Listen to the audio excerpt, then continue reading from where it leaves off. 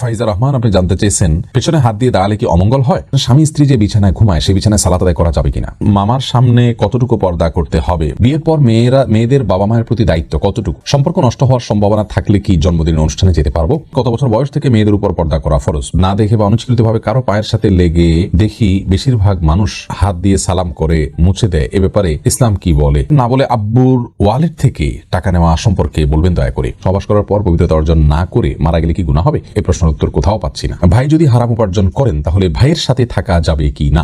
মিফতাহুল জান্নাত কৃপা আপনি জানতে চেয়েছেন সম্পর্ক নষ্ট হওয়ার সম্ভাবনা থাকলে কি জন্মদিনের অনুষ্ঠানে যেতে পারবো?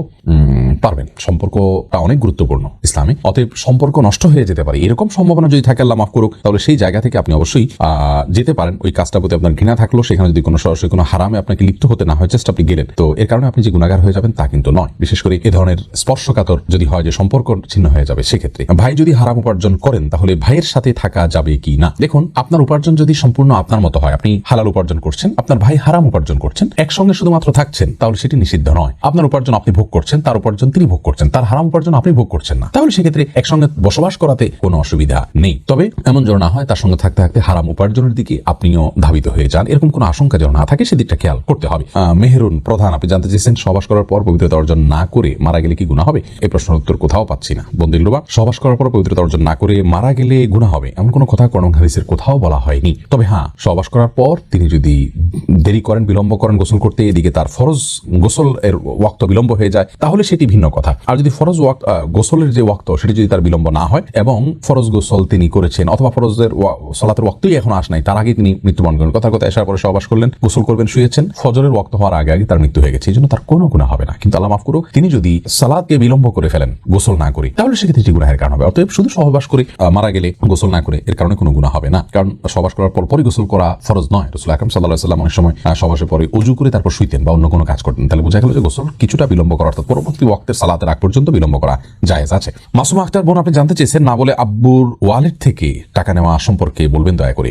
দেখুন, বাবার মানিব্যাগ থেকে যদি টাকা নেন তাহলে সেক্ষেত্রে আপনার নিত্য প্রয়োজনীয় টাকা আপনি নিচ্ছেন, বাবা জানলেও আপনাকে কিছু বলবেন না, মৌন সম্মতি আছে, এরকম যদি হয় তাহলে সম্পূর্ণ জায়েজ আছে। যেমন ছেলে মেয়ে যখন বড় হয়, বাবা মা কিন্তু অনেক সময় দেখা যায় যে মৌন সম্মতি থাকে তাদের, যে ঠিক আছে নে, এরকম যদি আপনি জানেন যে হ্যাঁ বাবা জানলেও কিছু বলবেন না, তাহলে সেক্ষেত্রে এটাকে বলা হয় মৌন সম্মতি। মৌন সম্মতি থাকলে আপনি তার মানিব্যাগ থেকে টাকা নিতে পারেন। আর যদি তিনি জানতে পারলে আপনাকে রাগ করবেন, নিষেধ করবেন, তাহলে সেক্ষেত্রে আপনি কিন্তু তার মানিব্যাগ থেকে টাকা নিতে পারবেন না। প্রাপ্তবয়স্ক হওয়ার পর আপনি বালেগ হয়ে গেছেন, তখন থেকে কিন্তু আপনার অ্যাকাউন্ট সম্পূর্ণ আলাদা, আপনার হিসেব সম্পূর্ণ আলাদা। বাবার মানিব্যাগ থেকে আপনি টাকা নিতে হলে তার অবশ্যই পারমিশন লাগবে। যদি তিনি অসন্তুষ্টি প্রকাশ করতে পারেন জানতে পারলে, তাহলে সেক্ষেত্রে আপনি না জানি নিতে পারবেন না। সোহেল আপনি আইডি থেকে জানতে চেয়েছেন হাঁটতে গিয়ে না দেখে বা অনুচিতভাবে কারো পায়ের সাথে লেগে দেখি বেশিরভাগ মানুষ হাত দিয়ে সালাম করে মুছে দেয়, এ ব্যাপারে ইসলাম কি বলে? আমাদের এই বিষয়ে ভিডিও আছে, যদি কারোর পায়ের সাথে শরীরের সাথে পাও লেগে যায়, যেহেতু আমাদের সমাজে এটাকে অসম্মান ধরা হয়, সম্মান এবং অসম্মান আচরণগতভাবে সম্মান এবং অসম্মান প্রদর্শন করাটা এটা কিন্তু আঞ্চলিক একটা কালচারের ব্যাপার। যেহেতু আমাদের দেশের কালচারে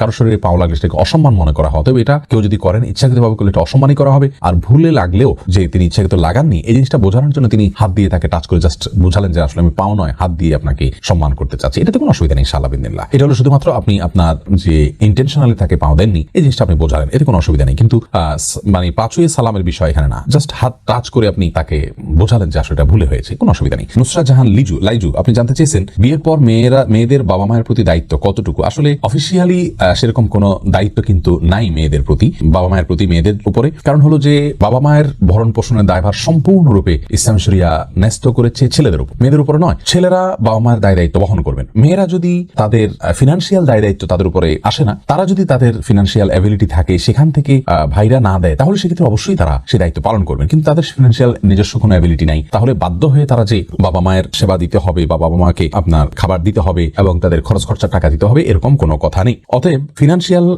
দিক থেকে তাদেরকে সাপোর্ট দেওয়া ইসলাম শরীয়তের দৃষ্টিকোণ থেকে এটা বাধ্যবাধকতা নয়, বাধ্যবাধক নয় তারা। তবে শারীরিকভাবে তাদেরকে সময় দেওয়া, তাদের সেবা করার চেষ্টা করা, তাদের খেদমত করার চেষ্টা করা, এটা তো যতটুকু তৌফিকে কুলায় সমন্বয় করে স্বামী সংসারের সাথে তারা করবেন। তবে বাধ্যবাধকতা মূলত ছেলেদের জন্য। রোজিনা খাতুন জানতে চেয়েছেন কত বছর বয়স থেকে মেয়েদের উপর পর্দা করা ফরজ? বোন রোজিনা, মেয়েদের জন্য পর্দা করা ফরজ হবে যখন তারা প্রাপ্তবয়স্ক হবেন, তখন থেকে মাসিক শুরু হয়ে গেছে তখন তাদেরকে প্রাপ্তবয়স্ক ধরা হবে, তখন থেকে তাদেরকে পর্দা করতে হবে। ফাইজা রহমান জানতে চেয়েছেন পেছনে হাত দিয়ে তবে মেয়েদের যদি শারীরিক গ্রোথ ভালো থাকে তাহলে দেখা যায় যে মাসিক শুরু হওয়ার আগে থেকেই তাদেরকে ম্যাচিউর দেখা যায় এবং তাদেরকে দেখে অন্য পুরুষরা তাদেরকে নিয়ে বাজে চিন্তা করার স্কোপ তৈরি হওয়ার সম্ভাবনা সমূহ আছে। এরকম যদি হয় তাহলে সেক্ষেত্রে অনেক আগে আগে থেকে পর্দার এক্সারসাইজ করা উচিত, কারণ পর্দার উদ্দেশ্যই হলো নিজেকে নিরাপদে রাখা পুরুষের লোলুপ দৃষ্টি থেকে এবং সেই সাথে সমাজকে ফিতনামুক্ত রাখা। অতএব আগে থেকে পর্দার এক্সারসাইজ করা উচিত। কৃপা জানতে চেয়েছেন মামার সামনে কতটুকু পর্দা করতে হবে। মামার সামনে পর্দার জন্য বিশেষ কোনো আসলে পর্দার জন্য আপনার বিশেষ কোনো সীমা নির্ধারণ করেনি, তবে হ্যাঁ মামার সামনে আপনি একজন মাহরাম, আপনার বাবার সামনে যতটুকু আপনি